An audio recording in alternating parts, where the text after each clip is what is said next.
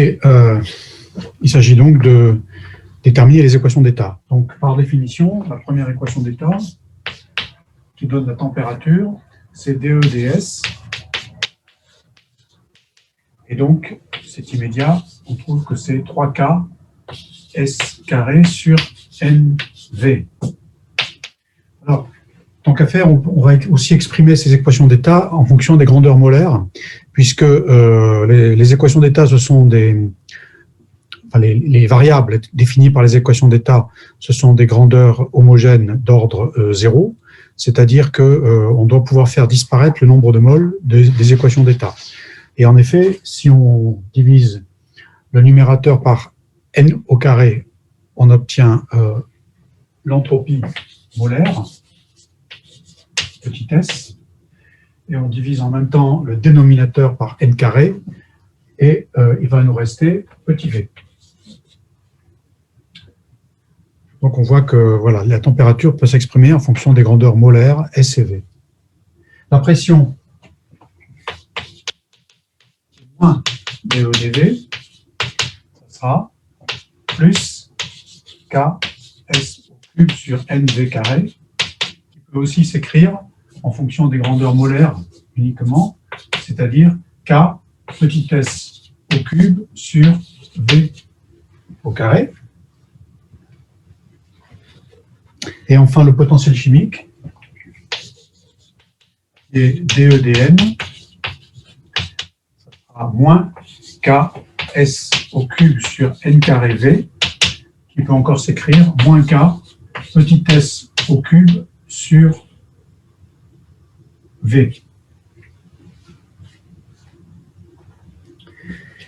On vous demande ensuite de mettre la relation fondamentale sous la forme de l'air. Alors, la relation de l'air, c'est E égale PV plus, pardon, on commence par TS, plus TS moins PV plus mu. Et donc, on voudrait vérifier que cette relation de l'air correspond bien à la relation fondamentale, là-haut. Et donc, pour ça, on va substituer à T, P et mu les expressions qu'on a trouvées ici.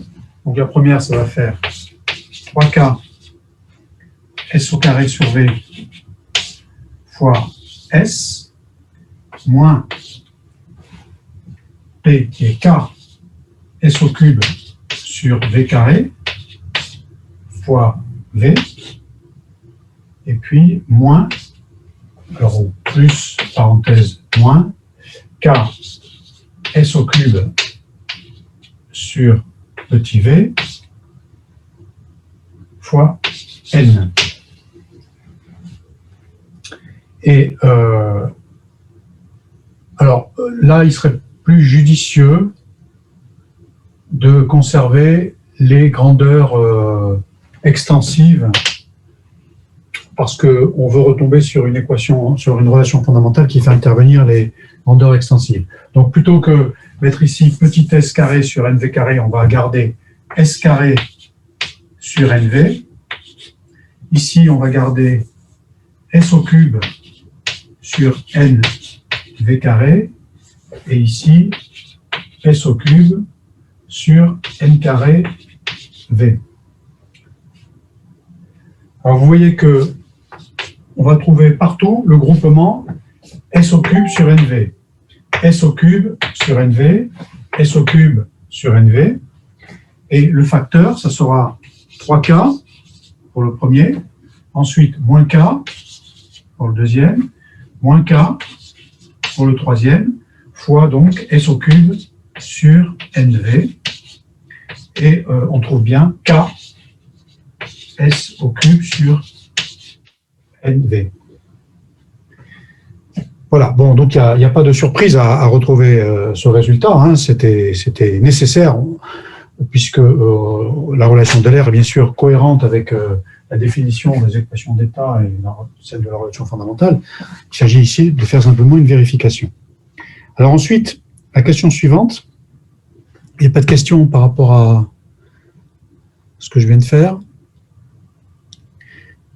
Alors la question suivante, c'est déterminer une relation entre TP et mu, donc sous-entendu par élimination de S et V. Il s'agit de trouver une relation entre TP et mu qui ne fasse plus intervenir l'entropie ni le volume.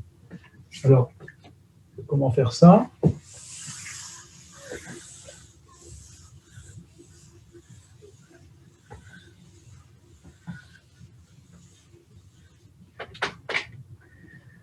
Alors, on va chercher une relation sous la forme d'une loi de puissance. La relation qu'on cherche doit être de la forme T puissance alpha, P puissance bêta, mu puissance gamma. Et il s'agit de déterminer alpha, bêta et gamma, de telle sorte que cette combinaison soit un nombre sans dimension, enfin, fasse intervenir K peut-être, mais seulement K. Alors pour ça, on va remplacer T par son expression. Alors là, pour le coup, il est assez utile d'utiliser les relations avec les grandeurs molaires pour se débarrasser de N tout de suite. Donc N n'interviendra plus. Donc T puissance alpha, ça va faire 3 à la puissance alpha, K à la puissance alpha. Alors, comme je vais avoir plusieurs K, je laisse la place ici pour les autres variables. Ensuite, je vais avoir S qui, dans T et S, c'est S au carré. Donc là, ça va faire S facteur 2, enfin, puissance 2 alpha. Je laisse la place.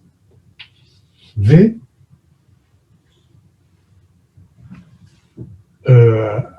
V est au dénominateur de T, donc ça sera V à la puissance ici moins alpha. Ensuite, P à la puissance bêta. Alors, P à la puissance bêta, ça va faire sortir déjà un K à la puissance bêta. Donc ici, alpha plus bêta. Ensuite, un S au cube, qui va faire donc ici apparaître un plus 3 bêta. Et V à la puissance moins 2, donc ici, moins 2 bêta. Et enfin, mu, qui est moins K. Donc là, il faut fermer la parenthèse et mettre moins K à la puissance gamma.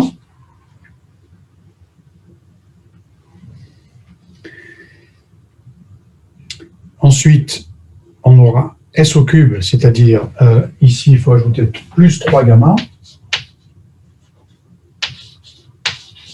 Fermer la parenthèse. Et puis divisé par V, c'est-à-dire ici, moins gamma. Voilà. Et ce qu'on veut, c'est que le membre de droite ne dépende plus de S ni de V. Et c'est possible pourvu que les exposants de S et de V soient égaux à 0. Donc, pour avoir une relation indépendante, donc membre de gauche, membre de droite,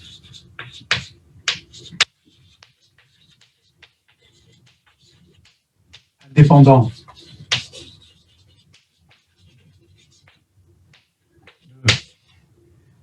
de S et V, ça implique d'une part que 2 alpha plus 3 bêta plus 3 gamma égale 0, et puis moins alpha moins 2 bêta moins gamma égale 0. Alors,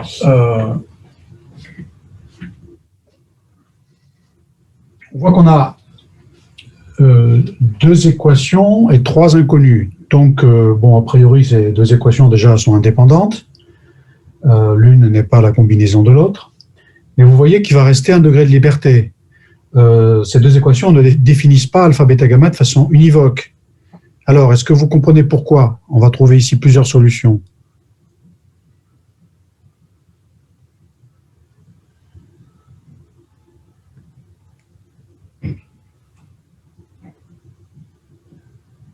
Non, personne ne voit.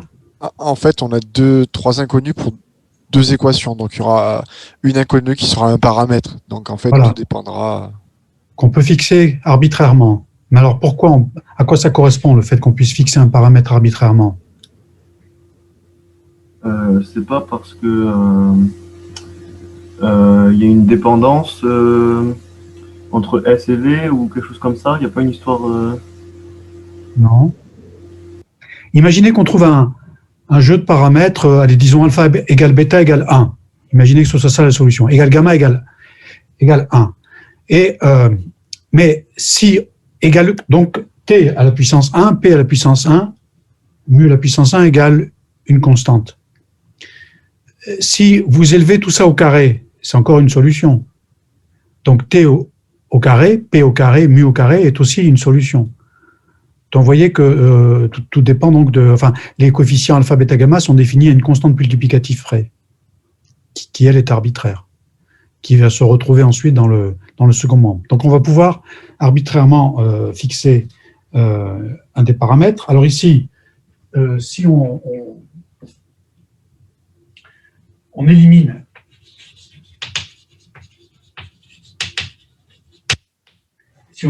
alpha entre ces deux équations, on va devoir résoudre l'équation ici gamma égale moins bêta.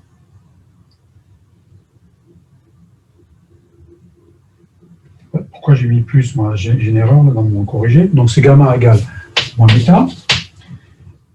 Et puis, si on élimine gamma entre ces deux équations, on multiplie celle-ci par 3 et on va trouver que alpha, c'est moins 3 bêta.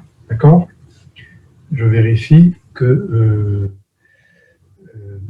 si je multiplie cette équation, je vais éliminer gamma. Donc, je multiplie cette équation par 3 et je fais la somme. Donc ici, j'aurai 2 alpha moins 3 bêta, c'est-à-dire 2 alpha moins 3 alpha, moins alpha, que je passe de l'autre côté, ça fait cet alpha-là. Et ici, 3 bêta moins 6, ça fait moins 3, c'est bien ça.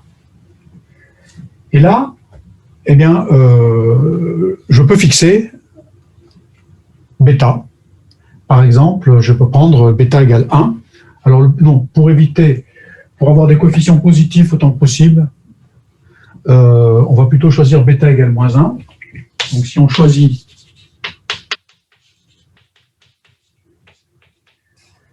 ça va nous déterminer gamma égale plus 1 et alpha égale plus 3. Et la relation qu'on va chercher, ça sera T. Alpha égale plus 3, donc T au cube. P à la puissance bêta qui vaut moins 1. Et mu à la puissance gamma qui vaut plus 1 égale 3 à la puissance alpha, c'est-à-dire au cube. Bon, 3 au cube, on va le laisser comme ça. Ensuite, puisque... Alors, k à la puissance alpha plus bêta, alpha plus bêta, ça va faire 2. Et ici, j'ai moins k à la puissance 1. Donc, ça va être finalement égal à... Le moins va rester à l'extérieur, avec une puissance égale à 1, impair. Et il va rester donc k à la puissance 3 moins 1, ça fait 2, et plus 1, c'est-à-dire 3. Et puis ensuite, vérifions qu'on ait bien ici des exposants nuls. 2 alpha, ça va faire 6. Moins 3 bêta, ça va faire 3. Et ici, plus 3 gamma. Alors attendez, là j'ai un petit souci. Qu'est-ce qui s'est passé?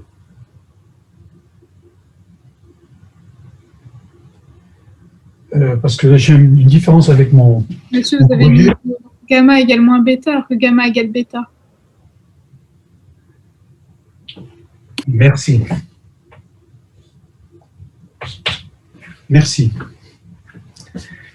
Du coup, gamma égale moins 1.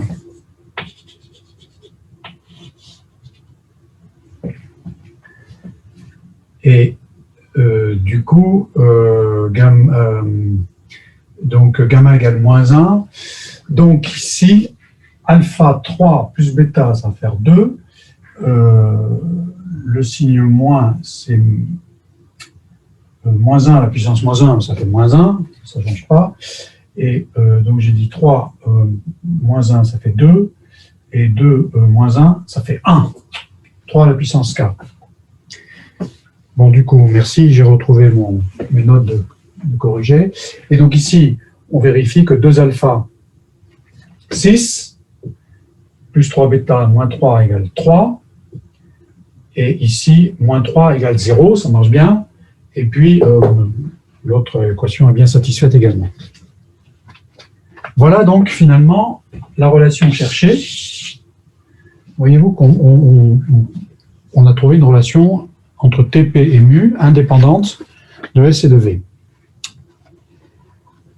Troisième question, vérifier que la différentielle de cette relation correspond bien à la relation de Gibbs du M. Alors, je vais effacer tout ça.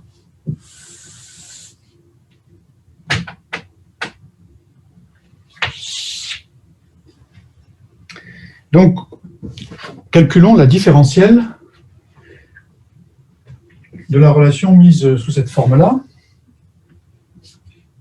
Du coup, ici, mu, c'est à la puissance moins 1, hein, puisque gamma a changé de signe. Calculons la différentielle de T3, P à la puissance moins 1, mu à la puissance moins 1. Cette différentielle, elle doit être nulle, puisque cette fonction est constante. Excusez-moi, monsieur. Oui. Pourquoi vous avez pris bêta égale à moins 1? Vous avez choisi bêta égale à moins 1. Parce que j'ai expliqué que ces coefficients sont définis à une constante multiplicative près. On a trois équations et deux équations et deux inconnus, et trois inconnus. Donc on a un degré de liberté. Et ça correspond au fait que une fois qu'on a trouvé ça, si vous élevez tout ça au carré, ça reste une solution. Vous aurez t à la puissance 6, p à la puissance moins 2, mu à la puissance moins 2 égale une constante. Donc on voit bien qu'il n'y a pas un seul triplet qui est solution. Il y a une infinité de triplets qui sont multiples les uns des autres. Donc on a bien un degré de liberté. D'accord? D'accord, merci. Voilà, donc calculons cette différentielle. Alors, ça va s'écrire. La différentielle de ça va faire 3 t carré sur p mu dt. Ensuite, ici, je vais avoir moins t3 sur p carré mu dt. Et puis ici, moins t au cube sur p mu carré des mu égale 0. Donc vous voyez que cette relation lie les variations des grandeurs intensives P, TP mu. Donc ça a bien l'allure de la relation de Gibbs du M, qui est justement une relation qui lie les variations de TP et mu, mais elle n'est pas tout à fait dans sa forme canonique. La relation de Gibbs du M, je vous rappelle, c'est moins S dt plus V dp moins N d mu égale 0. Alors, pour retrouver ça, il suffit maintenant de remplacer TP et mu par leurs expressions en fonction de S, N et V. Donc on revient aux variables S, V et N. ça va donner 3 t carré. Alors, reprenons donc les t, c'est 3k. Alors, je vais me laisser le 3k s carré sur nv et au carré sur p qui est k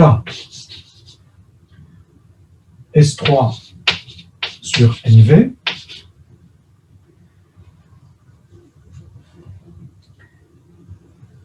et mu qui est moins k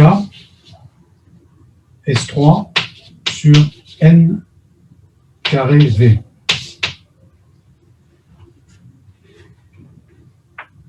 Ensuite, dt. Moins. Alors là, je vais être un peu plus malin dans ma façon d'écrire. Je vais écrire que... Monsieur, vous n'avez pas oublié un V carré à P? Vous avez fait une simplification que je n'ai pas vue, non? Dans l'expression de P.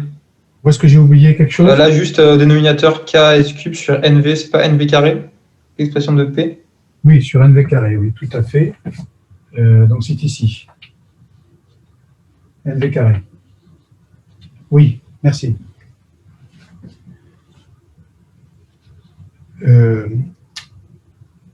Donc, c'est un peu compliqué ça comme façon d'écrire.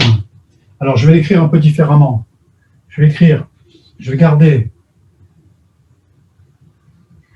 Alors ici j'ai 3 fois 3 au carré. Alors quand je remplace t, je vais faire apparaître 3 au carré. Donc ici je vais voir 3 au cube. Et là je vais mettre k. Je vais mettre directement toutes les puissances. C'est-à-dire, bon là, on les a donc k à la puissance 2, moins 1, et puis il y a le moins qui sort,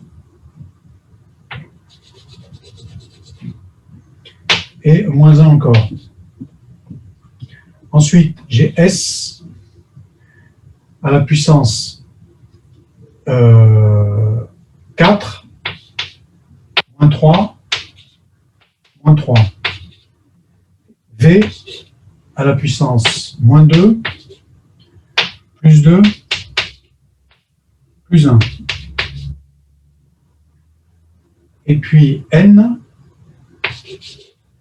à la puissance moins 2, plus 1, plus 2. dt. Moins, etc. Et donc ça, je vois que ça s'écrit moins 3 au cube, k à la puissance 0 qui disparaît,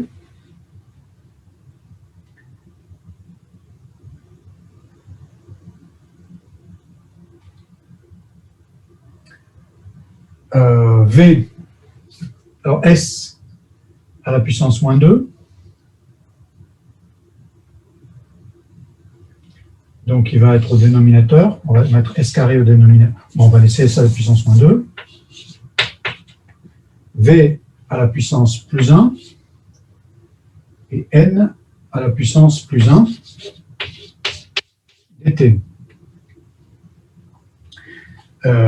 Voilà, et puis on fait la même chose pour la pression.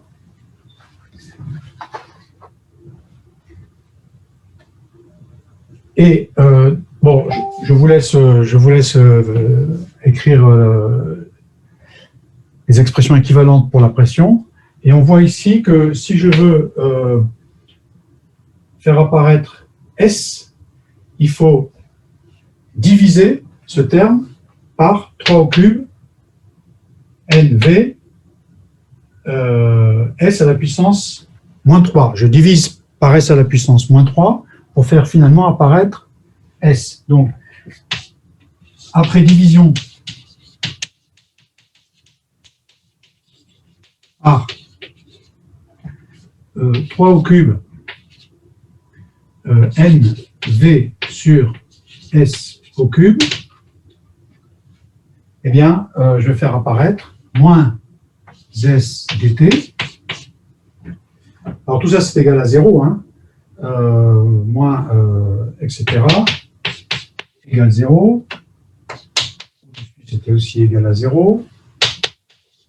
0. Donc, si vous faites la même chose pour les termes en dp et en dmu, vous allez voir que en divisant par le même terme, évidemment, le facteur de dp, ça va simplement être v. C'est-à-dire qu'ici, on va voir plus vdp. Et puis, le facteur de dmu, eh bien, une fois divisé par ce même facteur, il va rester simplement n moins n dmu. Ça, c'est Gibbs du m. C'est la relation de Gibbs du m.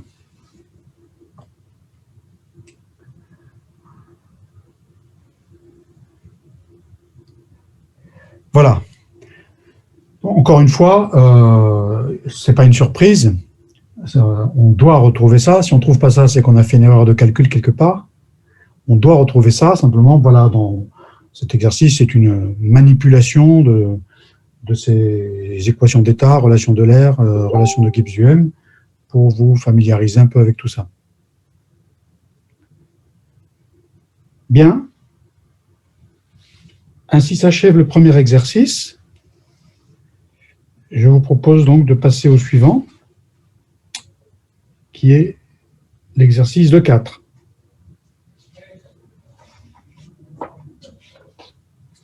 À vous de jouer. Donc là, je vous laisse 10 minutes, on va dire.